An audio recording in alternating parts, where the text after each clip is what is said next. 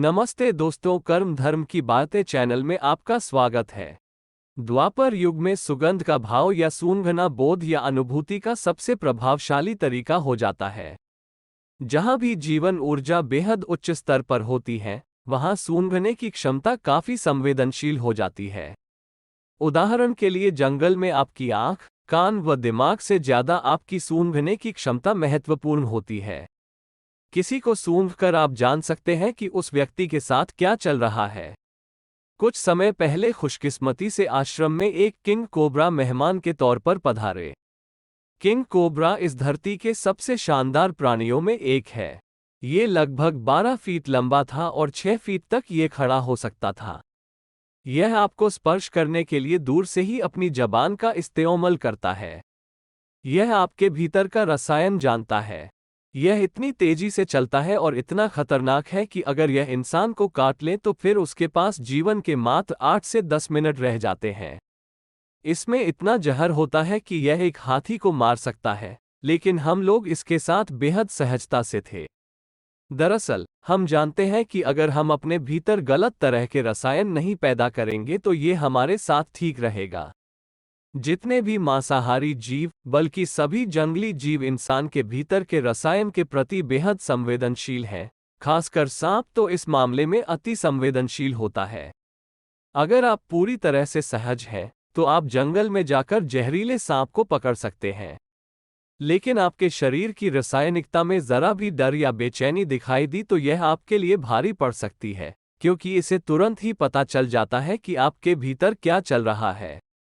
अक्सर योगियों के आसपास कोबरा रहने या शिव के पास कोबरा रहने का भी एक कारण है।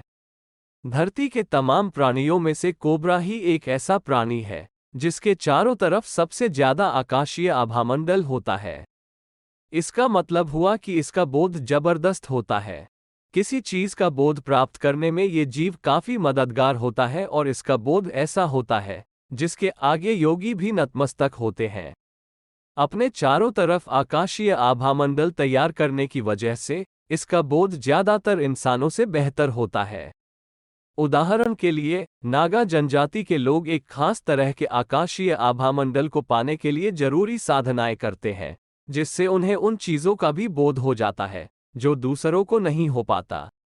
आपको जिस चीज की अनुभूति होती है, आप वही जानते हैं, बाकी सब तो बकवास है। भले ही कोई चीज मेरे द्वारा कही हो, भगवान द्वारा कही गई हो या फिर पुराणों या ग्रंथों में बताई गई हो, लेकिन ये सारी चीजें तब तक व्यर्थ हैं जब तक आप इन्हें खुद अपने बोध या अनुभूति से नहीं जान लेते। द्वापर युग की भविष्यवाणियां। द्वापर युग में श्री कृष्ण ने कहा था कि कलयुग में धन को ही सर्वोपरि माना जाएगा। यही नहीं, आने वाले समय में किसी व्यक्ति से ज्यादा उसकी धन संपत्ति को सम्मान दिया जाएगा।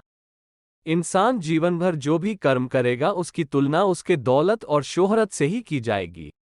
इंसान के गुणों और सच्चाई की अहमियत खत्म हो जाएगी। कलयुग में निर्धन लोगों को अधर्मी, अपवित्र और बेकार माना जाएगा।